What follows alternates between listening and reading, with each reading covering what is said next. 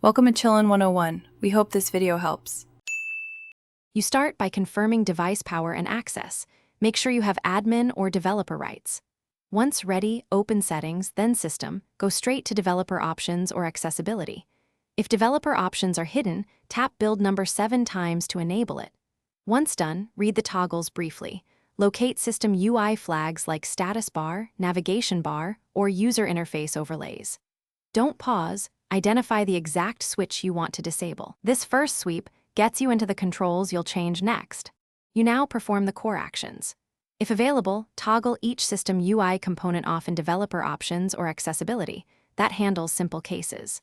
For finer control, use a DB, connect via USB, authorize the device, then run commands like a DB shell settings, put global policy control null or specific keys. Once executed, make sure to restart System UI or reboot the device so changes take effect.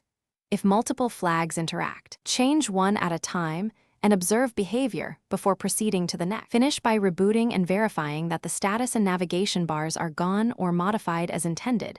Test core apps and gestures.